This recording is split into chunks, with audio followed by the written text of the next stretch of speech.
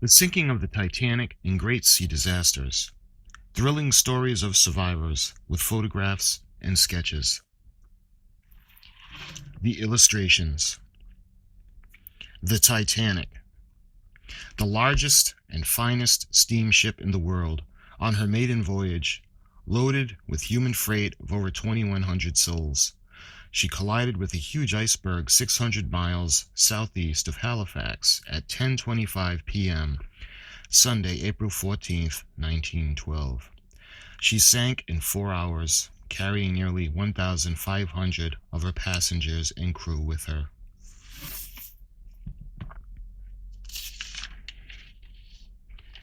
Captain E.J. Smith, of the ill-fated giant of the sea, a brave and seasoned commander who was carried to his death with his last and greatest ship. Sinking of the Titanic and great sea disasters, a detailed and accurate account of the most awful marine disaster in history, constructed from the real facts as obtained from those on board who survived. Only authoritative book, including records of previously great disasters of the sea, descriptions of the development of safety and life-saving appliances, a plain statement of the causes of such catastrophes and how to avoid them, a marvelous development of shipbuilding. With the message of spiritual consolation by Reverend Henry Van Dyke. Edited by Logan Marshall, author of The Life of Theodore Roosevelt. Illustrated with numerous authentic photographs and drawings. From the Percival Supply Company, Philadelphia, Pennsylvania, 1912. Copyright 1912 by W.E. SCULL. Actual photograph of the iceberg that sank the Titanic. Lady Duff Gordon, a prominent Englishwoman who was aboard the Titanic on landing in New York, told how she had seen the iceberg a few minutes before the Titanic ran into it. "We had watched for some time the ice, the field of ice," said Lady Gordon, "and noticed a number of large bergs. This was one which one of the officers pointed out to me. He said that it must be one of the 100 feet high. It seemed to be a mile long, and it was way, way off in the distance."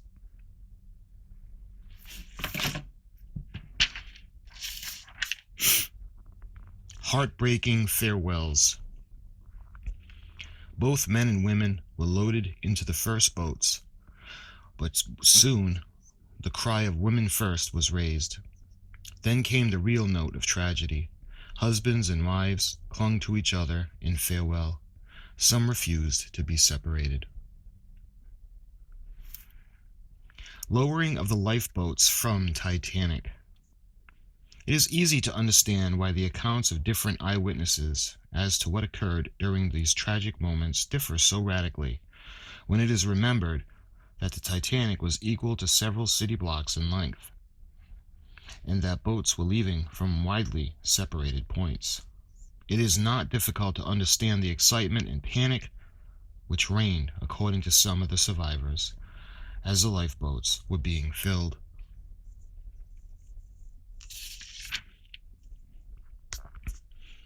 Passengers leaving the Titanic in the lifeboats. The agony and despair which possessed the occupants of these boats as they were carried away from the doomed giant, leaving husbands and brothers behind, is almost beyond description.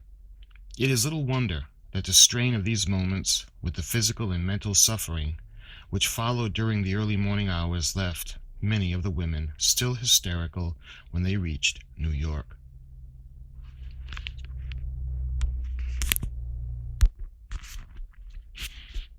In the drifting lifeboats. Here the intense physical suffering from cold and exposure, added to the mental agony preceding and accompanying it, overwhelmed many of the boat's occupants. In consequence, the Carpathia, which rescued the survivors, was literally a floating hospital during her sad journey back to New York. Lifeboats as seen from the Carpathia. Photographs taken from the rescue ship as she reached the first boats carrying the Titanic's sufferers.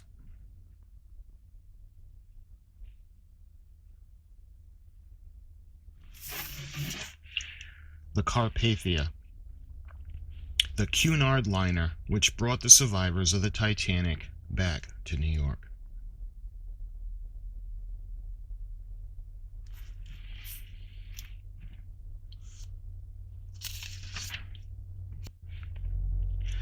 The hero wireless operator of the Titanic.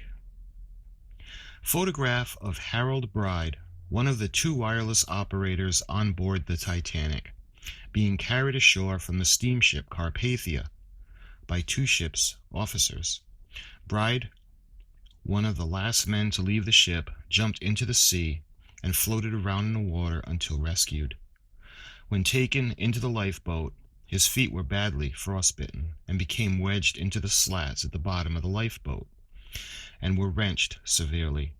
Although suffering great pain, he helped the wireless operator of the Carpathia, Harold Thomas Catton, to send hundreds of wireless messages ashore.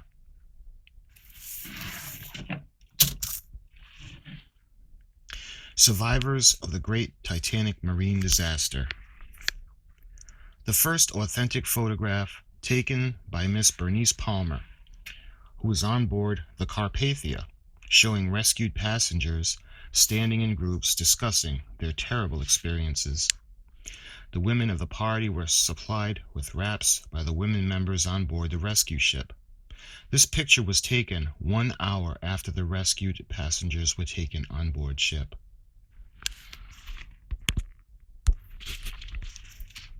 Colonel and Mrs. John Jacob Astor. Mrs. Astor, Madeline Force, was rescued. Colonel Astor, who bravely refused to take a place in the lifeboats, went down with the Titanic.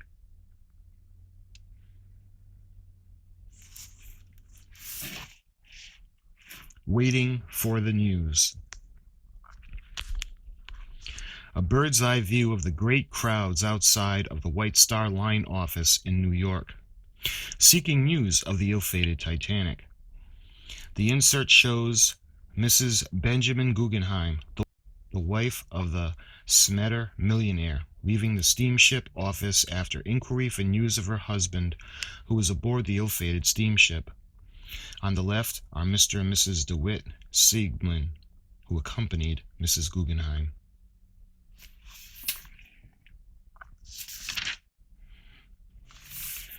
Wireless station at Cape Race, where the first news of the Titanic disaster was received.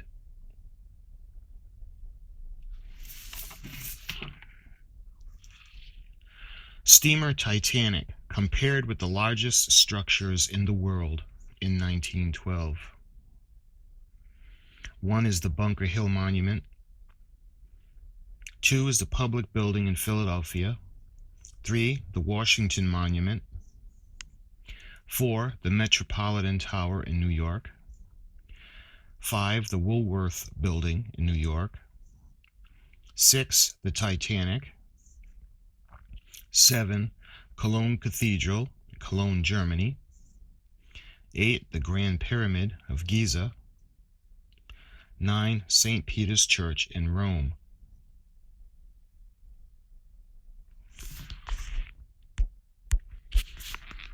J. Bruce Ismay, Managing Director of the International Mercantile Marine and Managing Director of the White Star Line. Mr. Ismay had made it a custom to be a passenger on the maiden voyage of every new ship built by the company. Charles M. Hayes, President of the Grand Trunk and Grand Trunk Pacific Railways, numbered among the heroic men who willingly stood back to make room for women and children in the lifeboats of the RMS Titanic. The illustration, The Whited Sepulchre. Pondering There are words to the figures left, luxuries of the sea, swimming pools, tennis courts, elevators, palm rooms, gymnasiums, grill room, but few lifeboats. And he is holding a piece of paper in his left hand, reading Stead, Strauss, Millet, Astor, Guggenheim, Widener, Butt. I stood in unimaginable trance, an agony that cannot be remembered. Coleridge. Dedication to the 1,635 souls who were lost with the ill-fated Titanic, and especially to those heroic men who, instead of trying to save themselves, stood aside that women and children might have their chance, and each of them, let it be written, as it was written of a great one, he died that others may live. Dr. Van Dyke's spiritual consolation to the survivors of the Titanic. The Titanic, the greatest of ships, has gone to her ocean grave. What has she left behind her? Think clearly. She has left debts. Vast sums of money have been lost. Some of them are recovered by insurance, which will be paid, but the rest is gone. All wealth is insecure. She has left lessons. The risk of running the northern course when it is menaced by icebergs is revealed. The cruelty of sending a ship to sea without enough lifeboats and life rafts to hold her company is exhibited and underlined in black. She has left sorrows. Hundreds of human hearts and homes are in mourning for the loss of their dear companions and friends. The universal sympathy, which is written in every face and heard in every voice, proves that man is more than the beasts that perish. It is an evidence of the divine inhumanity. Why should we care? There is no reason in the world unless there is something in us that is different from lime and carbon and phosphorus, something that makes us mortal, able to suffer together. For we have, all of us, a human heart. But there is more than this harvest of debts and lessons and sorrows in the tragedy of the sinking of the Titanic. There is a great deal. It is clearly outlined and set before the mind and heart in the modern world to approve and follow, or to despise and reject. It is women and children first. Whatever happened on that dreadful April night among the Arctic ice, certainly that was the order given by the brave and steadfast captain. Certainly that was the law obeyed by the men on the doomed ship. But why? There is no statute or enactment of any nation to enforce such an order. There is no trace of such a rule to be found in the history of ancient civilizations. There is no authority for it among the heathen races today. On a Chinese ship, if we may believe the report of an official representative, the rule would have been men first, children next, and women last. There is certainly no argument against the barbaric rule on physical or marital grounds. On the average, a man is stronger than a woman. He is worth more than a woman. He has a longer prospect of life than a woman. There is no reason in all the range of physical and economic science, no reason in all the philosophy of the Superman why he should be given a place in a lifeboat to a woman. Where then does this rule which prevailed in the sinking of the Titanic come from? It comes from God, through the faith of Jesus of Nazareth. It is the ideal of self-sacrifice. It is the rule that the strong ought to bear the infirmities of those that are weak.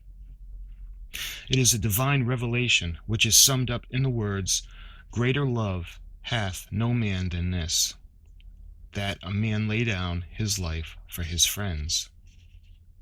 It needs a tragic, catastrophic like the wreck of the Titanic to bring out the absolute contradiction between this ideal and all the counsels of materialism and selfish expediency. I do not say that the germ of this ideal may not be found in other religions. I do not say that they are against it.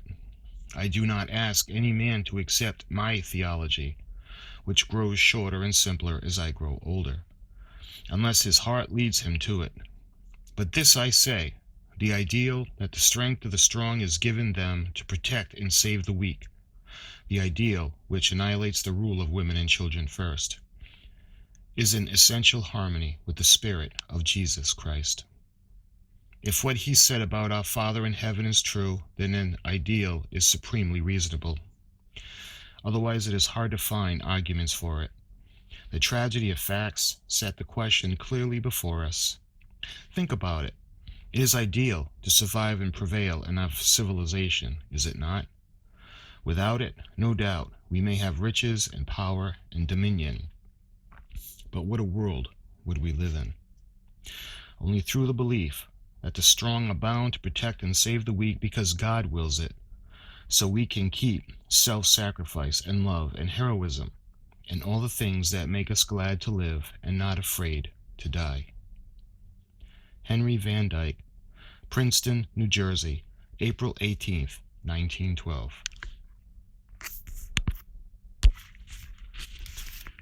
Vessel with the bottom of the hull ripped open. A view of the torpedo destroyer Tiger, taken in dry dock after her collision with the Portland breakwater last September. The damage to the Tiger, which is plainly shown in the photograph, is of the same character, though on a smaller scale, which was done to the RMS Titanic. A view of the Olympic. The sister ship of the Titanic, showing the damage done to her hull in the collision with the British war vessel Hawke in the British Channel. Diagram of the Titanic's arrangement and equipment. The Titanic was far and away the largest and finest vessel ever built, excepting only her sister ship, the Olympic. Her dimensions were length 882.5 feet, her beam was 92 feet, the depth from keel to tops of the funnels were 175 feet. Her tonnage was 45,000 tons.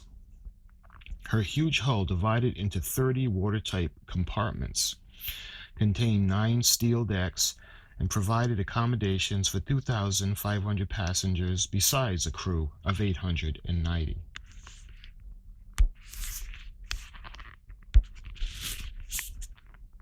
This photograph shows the upper deck of the Titanic, looking forward or towards the bow.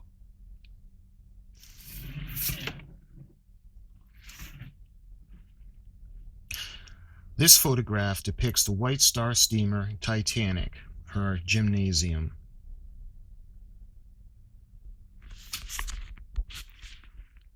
Captain A.H. Rostrom, commander of the Carpathia, which rescued the survivors of the Titanic from the lifeboats in the open sea and brought them to New York.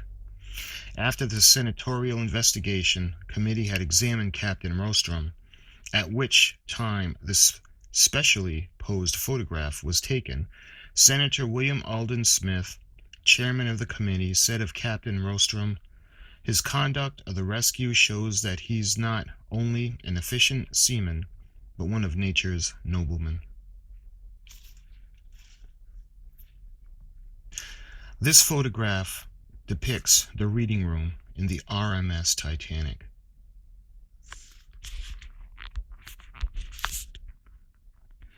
J. Bruce Ismay on a senatorial grill. J. Bruce Ismay, managing director of the International Mercantile Marine and head of the White Star Line, before the Congressional Investigation Committee at the Waldorf Astoria Hotel in New York, telling how he escaped death when the Titanic floundered.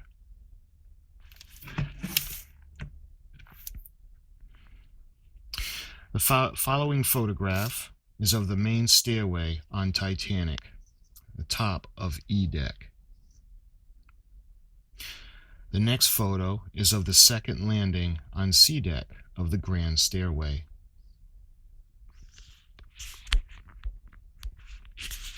Mrs. John B. Thayer. Mrs. Thayer and her son were saved. Asked of the disaster, she replied it was one of the most awful things that anyone could ever conceive. John B. Thayer, second vice president of the Pennsylvania Railroad, who went down with the ill-fated Titanic. Mrs. George D. Widener. Mrs. Widener was saved, but was obliged to leave her husband and son on the sinking ship. George D. Widener, who, with his son, were lost. Mr. Widener was a well-known Philadelphia millionaire, son of a Pennsylvania, PA, B. Widener.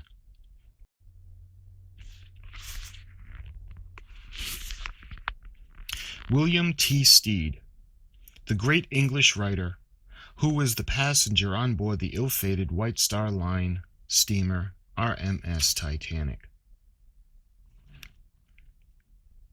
Mrs. Lucian P. Smith, formerly Miss Eloise Hughes, daughter of Representative and Mrs. James A. Hughes of West Virginia.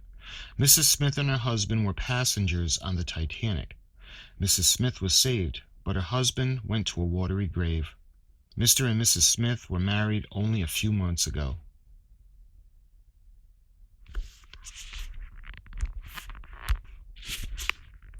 Major Archibald Boat, military aide to President Taft, of Major Boat, who was one of the victims of the Titanic.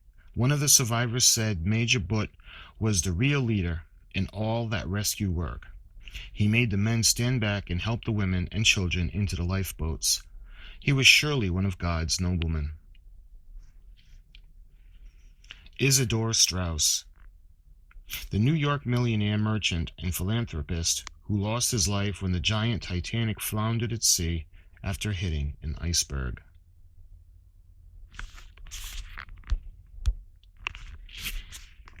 Iceberg photographed near scene of disaster. This photograph shows what it quite probably was identical to the iceberg in which Titanic collided with. After being taken from a freight steamliner, Eutonia, less than 2 days before the accident, to the Titanic in latitude 42 degrees north and longitude 49.50 degrees west. The disaster occurred in latitude 41.46 degrees north and a longitude of 50.14 degrees west, or where the iceberg might easily have turned by the time the Titanic approached this spot.